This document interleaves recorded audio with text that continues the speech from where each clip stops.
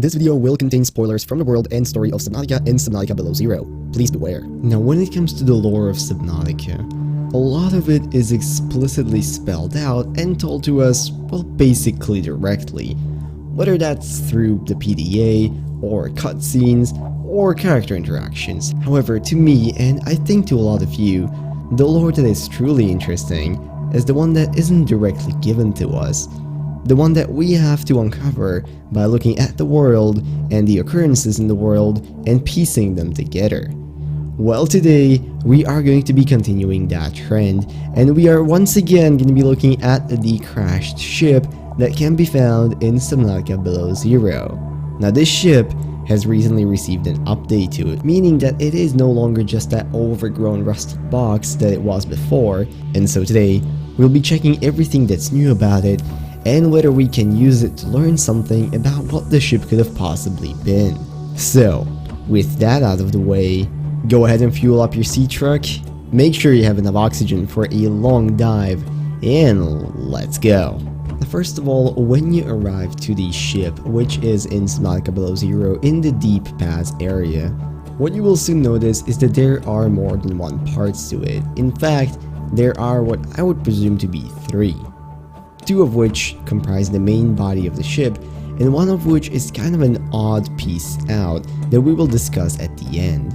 Now, looking at it from the outside, obviously we can get all the stuff that we've said about it previously out of the way, as in it is very old and it has definitely been here for a long time considering the state that it's in.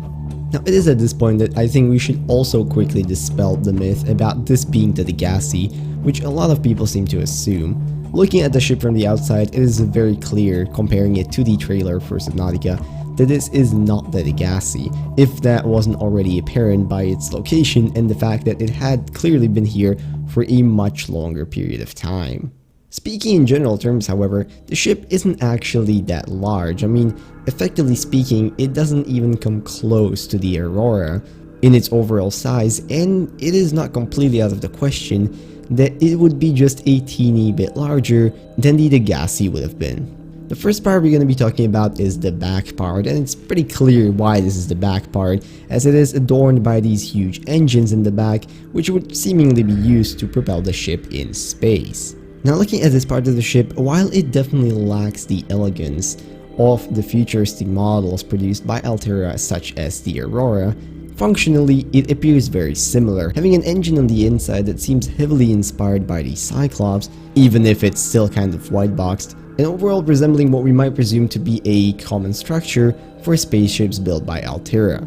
Now, because of this, I am going to make the assumption that this ship was in fact constructed by the Altera, or at least by the people who now construct Alteran ships, even if it was quite a bit before the Aurora would have been built. Traversing further along the lines, we can also see several interesting openings on the hull of the ship. Now, you could either make the guess that these would be here so that vehicles such as, well, whatever the previous Seamoth variation and Prawn Suit variations would be, could be released in space. But of course, it is also possible that this would be more of an emergency release, with something like life pods being thrown out, explaining why this would be open, well, after the ship had crashed. Other than that, however, we can pretty quickly move towards the bridge, which can be found if you just follow the natural curve of the seabed down into a greater depth. Now, once again, at first glance, this piece is definitely large, and it clearly seems to be the other half of the ship that is missing. We can see a large glass panel at the very front, not unlike what you could see on some of the more modern ship designs such as the Degassi, and other than that, even if the inside is largely unmodeled, we can still see some technologies which are even used, well, in the future, such as the nuclear reactor, even though of course it is possible that this will still be later replaced by a different model. In fact, a lot of the machinery that we see in the ships to a certain extent resembles what we can see nowadays, just in a slightly older, more blocky, and let's say less elegant variation. Now, it is also worth noting that this part of the ship is a lot more overgrown with plants. However, the reason for this isn't exactly clear, as it doesn't seem to necessarily have more openings in it than the back part, but it could simply be based on the biome where it eventually settled down. Now, it is worth noting though, interestingly enough, that these two aren't the only parts of wreckage that we can find, In fact, there is a third one, and it's not absolutely clear, at least not to me, what this part of the ship is, or where it comes from. It is also located in a very weird position, somewhat to the side of everything, almost making me believe that this could be something like an escape module that would have detached from the ship after it was presumably struck by the alien quarantine platform, but one that never managed to gain quite enough traction to lift off and ended up crashing into the water nevertheless. Now that in itself wouldn't really explain the weird side parts sticking out of it, but it would explain why this piece also has smaller engines on the back. Of course, with that in mind, it is also possible that this simply broke off from the bottom of the ship after it was hit and well simply ended up falling to the side during freefall. But with the descriptions out of the way, let's tackle the first most obvious thing. It isn't clear to me how the ship ended up crashing.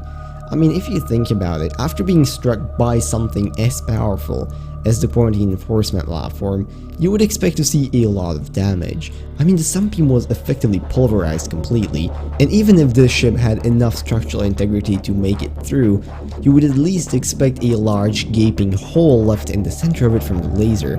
However, there isn't one. I mean, looking at the ship from the outside, there's nothing immediately telling us what made it crash. And before you say that it is broken in half, I'm gonna make the argument that based on the position of the front and back of the ship, this is something that would have most likely happened only after impact and not higher up in the atmosphere, because then there is no way they would fall and land this neatly next to each other. This could, I suppose, lead us to theorize that it is possible that the quarantine enforcement platform actually works quite differently than what we would expect. I mean, maybe the fact that it completely destroyed the sunbeam and left no visible signs on this can be explained by the way it functions, and maybe it's simply some piece of technology we haven't had the chance to interact with yet.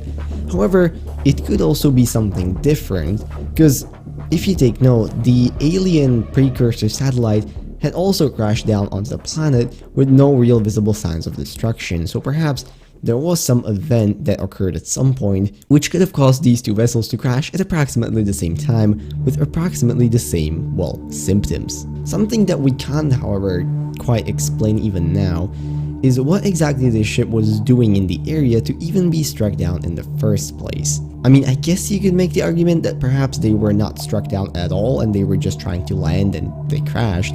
However, I think it's pretty safe to say that most ships that would have ended up on the planet would have done that by, well, getting hit. Now, if you think about it, from what we know about the story, it had only been recently that Altera sent the Aurora to construct a phase gate in the Ariadne arm, which would be in the direction of 4546b, which was essentially the reason why the Aurora ended up crashing there. Now, for the Degassi belonging to the ever-expanding cabal of Mongolian corporations, the reasoning isn't that hard to find. However, here we're presumably traveling quite a bit further into the past, even before the Degassi.